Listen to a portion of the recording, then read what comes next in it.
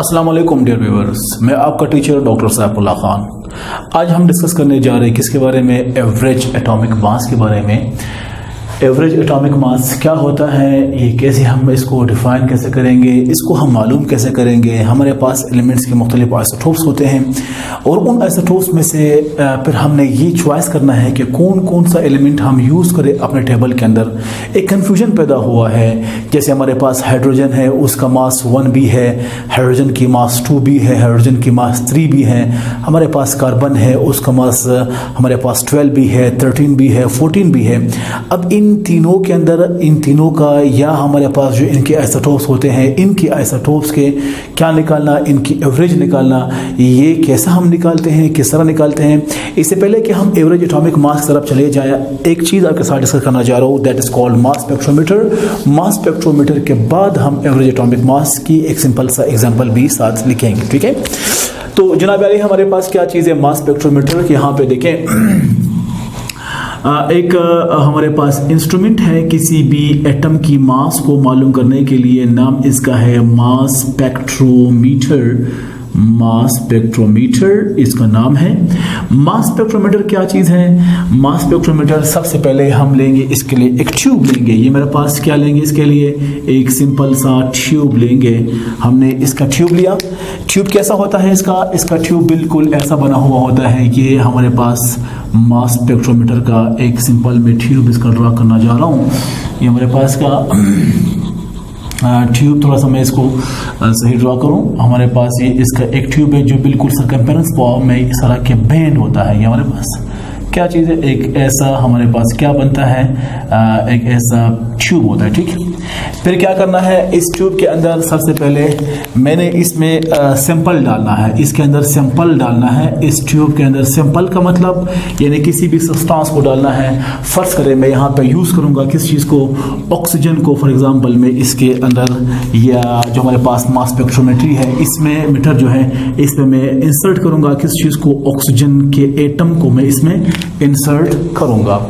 या हमारे पास दूसरी बात यह है कि जब आप इसके अंदर ये हमारे पास जो भी इसमें इंसर्ट करेंगे, इसकी मास मालूम करने के लिए ये चीज़ आपको पता होना चाहिए। याद आप रखें, जो भी चीज़ हम इसमें इंसर्ट करने जा रहे हैं वो जनाब अली आपके पास किस फॉर्म में होगा? या वो वेपर फॉर्म में होगा, वेपर फॉर्म में होगा जिस चीज़ की मास मालूम करना जा रहे हैं हम। और उसकी मास जब आप मालूम करते हैं, जब आप मास स्पेक्ट्रोमेट्री में आप उसको इंसर्ट करेंगे तो किस फॉर्म में होगा? वेपर के फॉर्म में होगा, या इसके अलावा जनाब अली आयोनाइज फॉर्म में होगा। सही है, आयोनाइज फॉर्म में होगा, या एटोमाइज, इसको हम एटोमाइज कहेंगे।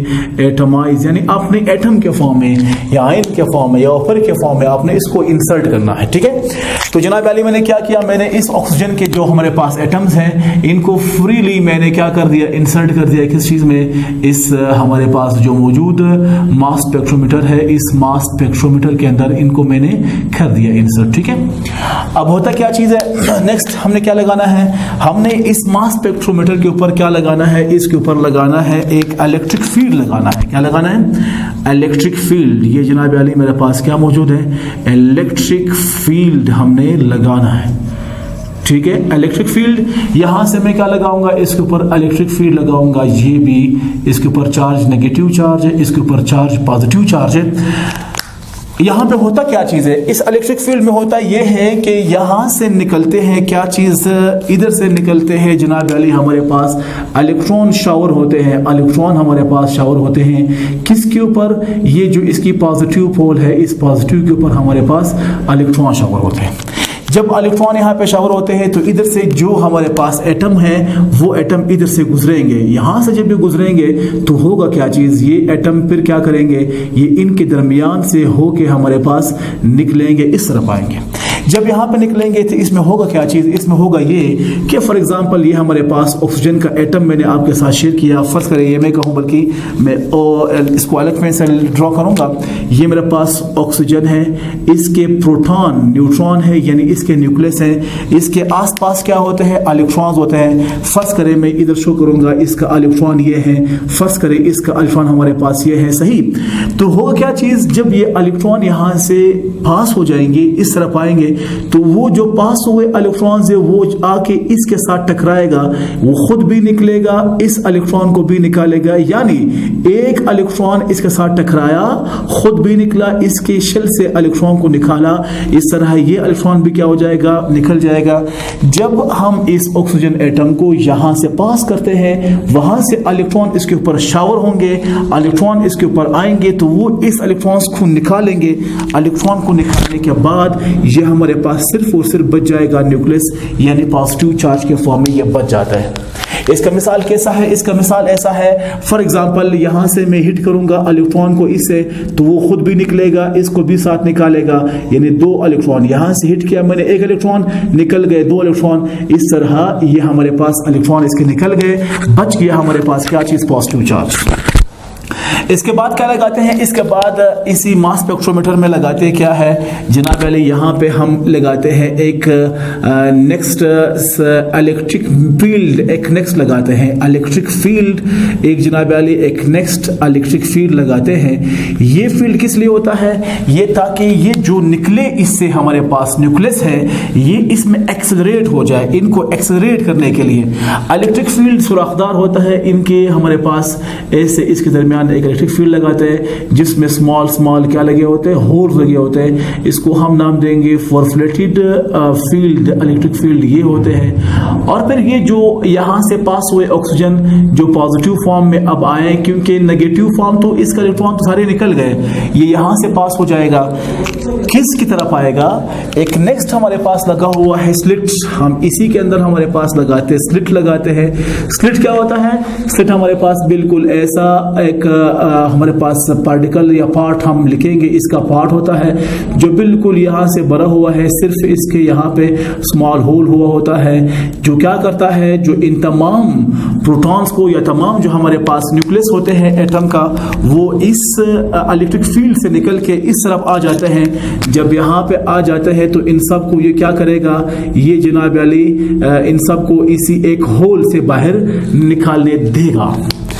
जब ये होल से बाहर निकलते हैं जनाब अली, ये सारे हमारे पास निकलते हैं, इसी होल से बाहर निकलते हैं, तो कुछ हमारे पास इस तरफ इधर आते हैं सही, कुछ हमारे पास ऐसे आ गए सही ऐसे, और जनाब अली कुछ हमारे पास ऐसे आ गए, ठीक है, ऐसे आ गए। यहाँ पे क्या लगा होता है? यहाँ पे हमारे पास लगा होता है सेंसर लगा होता है। क्या होता है यहाँ पे? यहाँ पे लगा हुआ होता है सेंसर। वो सेंसर ये इस पोजीशन पे हमने क्या लगाना है? सेंसर लगाना है, या हम इसको नाम देंगे इलेक्ट्रोमीटर लगाना है। क्या लगाना है? इलेक्ट्रोमीटर लगाना है, ठीक है।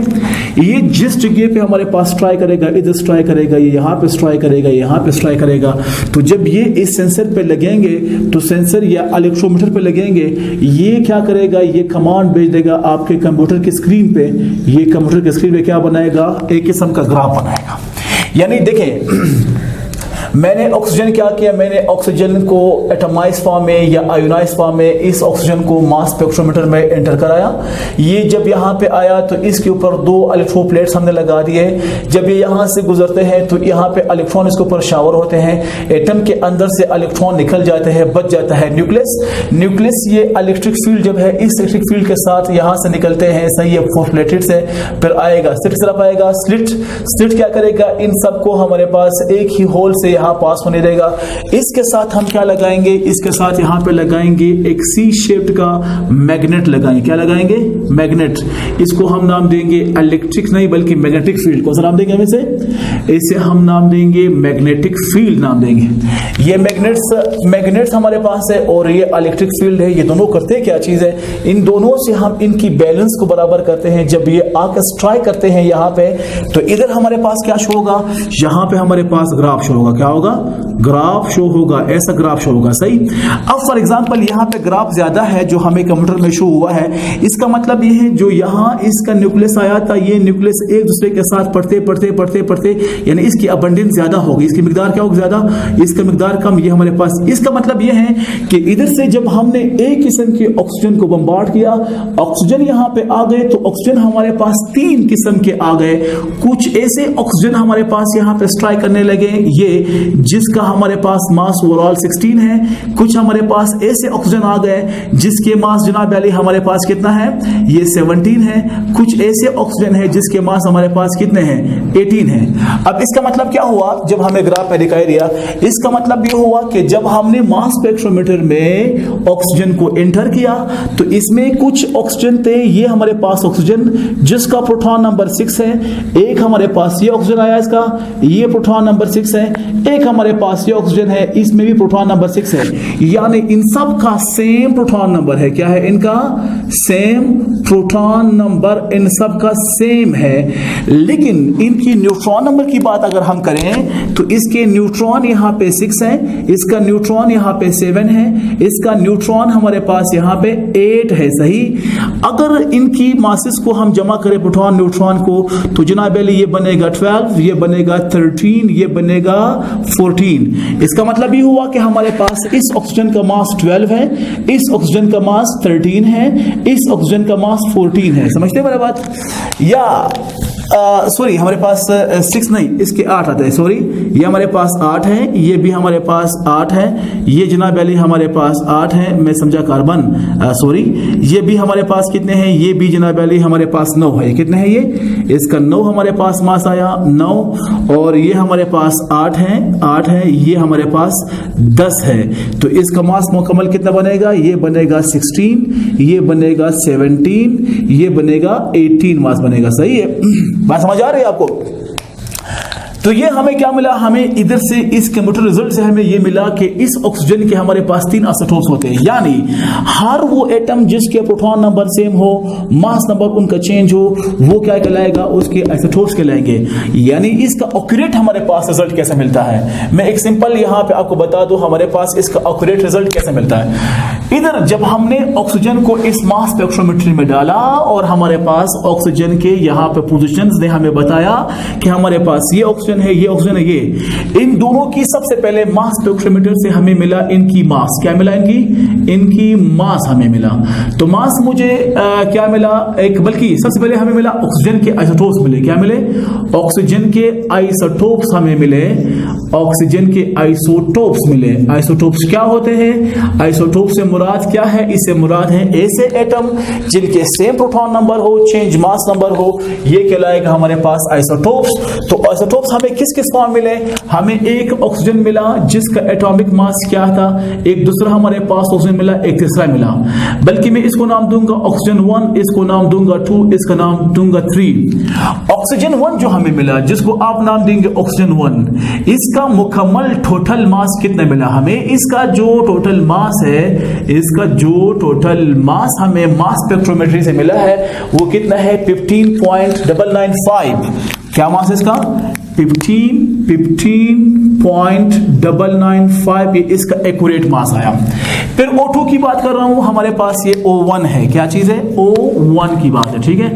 अब मैं O2 की बात कर रहा हूं, इसका टोटल मास हमें क्या मिला, हमें इसका टोटल मास जो मिला वो कितना है, 16.999। क्या है इसका मास है, इसका मास है 16.999।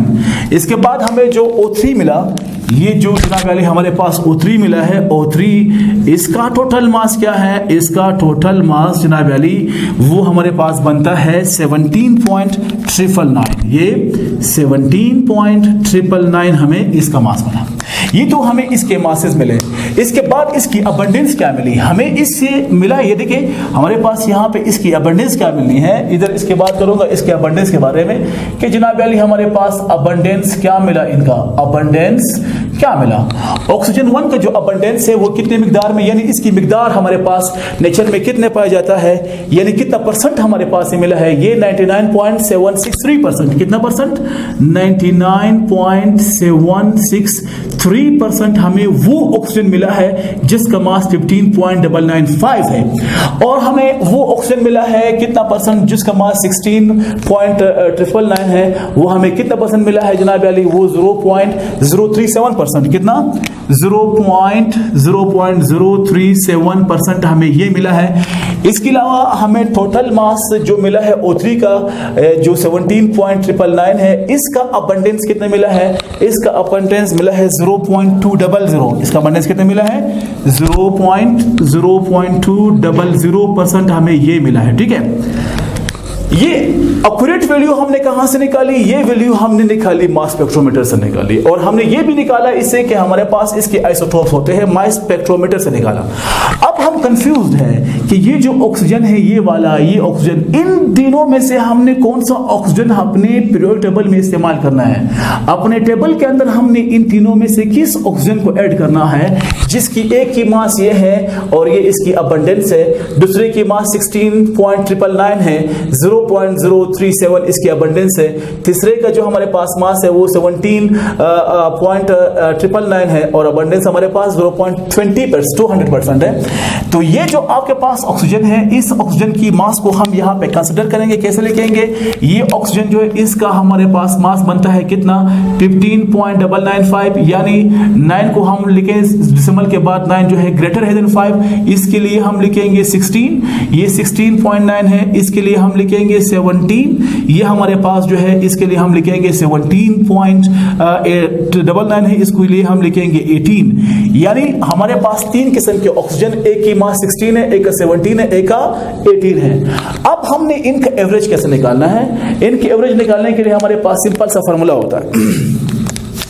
लिखते हैं यहाँ पे क्या चीज है, लिखते हैं इसके लिए एवरेज फार्मूला हमारे पास है, average formula, average atomic, average, let's me clear, average atomic मास, इसका हमने फार्मूला कैसे निकालना है। इसका फार्मूला आपके लिए क्या होगा, आपके पास जो पहला आइसोटोप्स O16 का है, इसकी मास को इसकी अबंडेंस से मल्टीप्लाई करें। यानी हम कैसे लिखेंगे, लिखेंगे आपके पास O16 जो है क्या चीज, O16 की मास को, इसकी मास को आप मल्टीप्लाई करें किसके साथ, इसकी अबंडेंस के साथ, इसके अबंडेंस के साथ प्लस करें आपके पास जो O17 है, इसकी O17 की मास को आप मल्टीप्लाई करें, इसकी मास को O17 की जो मास है इसको आप मल्टीप्लाई करें इसकी अबंडेंस के साथ।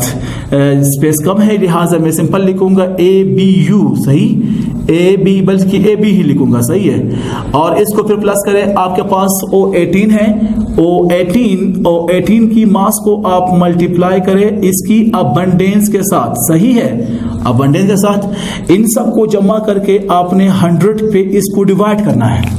जैसे हमारे पास एवरेज एटॉमिक मास, यहां लिखूंगा एवरेज एटॉमिक मास जो है वो O16 का मास कितना है, O16 का मास 15.995 है, कितना है, यहां लिखूंगा 15, लेट मी क्लियर इट, इसको सही लिखते हैं, हमारे पास क्या है 15.995 मल्टीप्लाई इसकी अबंडेंस क्या है हमारे पास 99.763, ये प्लस करेंगे जनाब अली, हमारे पास इसकी मास जो क्या चीज है O17 है, इसका मास क्या है 16.99999 हमारे पास, मल्टीप्लाई करेंगे इसकी हमारे पास अबंडेंस के साथ 0.037, और इस तरह हमारे पास इसकी जो मास है ये कितना है, इसको प्लस करते हैं, ये प्लस करते हैं हमारे पास 17.999, इसको मल्टीप्लाई करेंगे इसके साथ 0.200 के साथ, हमने क्या कर दिया, इसको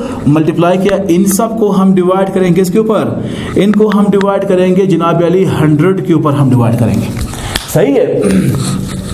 अब हमारे पास होता क्या चीज है, यहां पे लिखेंगे average atomic mass, average AV, बल्कि इसको लिखेंगे एवरेज एटॉमिक मास, ये average atomic mass is equal to, आपके पास इनको अगर आप मल्टीप्लाई करेंगे तो आपके पास क्या आंसर आएगा, आपके पास आएगा 1595.7, क्या आएगा, ये इनको अगर मल्टीप्लाई करेंगे तो हमारे पास आएगा 1595.7, सही है, 1595.7 हमारे पास।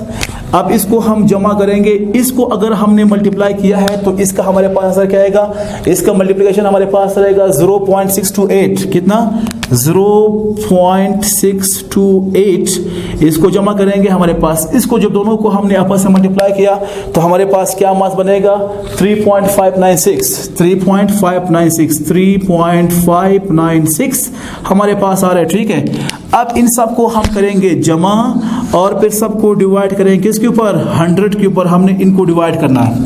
तो एवरेज एटॉमिक मास यहां पे लिखते हैं, average atomic mass, average atomic मास सबको जब आप जमा करेंगे तो आपके पास क्या वैल्यू आएगी, आपके पास आएगा जनाब अली कितना, ये आएगा 15 क्या चीज जी हाँ, ये सब हमारे पास जब आएगा 1599 पॉइंट लिखते हैं इन सबको। अगर आप इन सबको जमा करेंगे तो हमारे पास आंसर आएगा 1599.5 आई थिंक सही है, 1599.927 आएगा। इसको डिवाइड करेंगे किसके ऊपर, 100 के ऊपर। तो एवरेज एटॉमिक मास क्या निकलता है, एवरेज एटॉमिक मास यहाँ लिखेंगे हमारे पास, एवरेज एटॉमिक मास क्या निकलता है, ये जनाब अली हमारे पास निकलता है 15.99 निकलता है। क्या निकलता है, जिसको हम लिखते हैं 16, ये क्या निकलता है 16 निकलता है। ठीक, ये 16 बल्कि ये पूरा लिखेंगे, हमारे पास क्या निकलेगा, हमारे पास निकलेगा 15.99 निकलेगा, 15.995 निकलेगा, जिसको आप टोटली कैसे लिखेंगे, आप लिखेंगे इसको 16 लिखेंगे। सही, यानी अब इसका एवरेज क्या हुआ, 16 हुआ। हमारे पास 3 किस्म के ऑक्सीजन थे, ये ऑक्सीजन है, इसका मास 16 है, इसका 17 है, इसका 18 है। इसका मतलब ये हुआ जब तीनों की हमने क्या ली, तीनों की हमने एवरेज ली, तो ये वाला हमारे पास जो ऑक्सीजन है ये इसका एवरेज कहलाएगा। क्या कहलाया, हमारे पास हमने O16 लिया, क्या चीज लिया, O16, जिसका मास 16 है, ये क्या चीज है, ये हमारे पास एवरेज एटॉमिक मास इसका आ जाता है।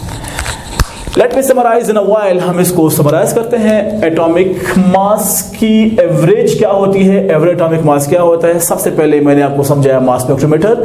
मास स्पेक्ट्रोमीटर में जिस एटम की मास आप मालूम करेंगे उसको आपने यहां से एंटर करना है, वहां से इलेक्ट्रॉन आएंगे, फिर आपने इलेक्ट्रिक फील्ड से पास करना होगा। ये इलेक्ट्रिक फील्ड तकरीबन 500 से लेकर 2000 तक इसके अंदर हमारे पास, इस फील्ड के अंदर हमारे पास डेंसिटी पावर होती है। सही है, तो जनाब वाली वोल्ट होती है 500 से लेकर, मैं यहां बता दूं 500 से लेकर अप टू 2000 वोल्ट ये होता है। ठीक है, वोल्ट होता है।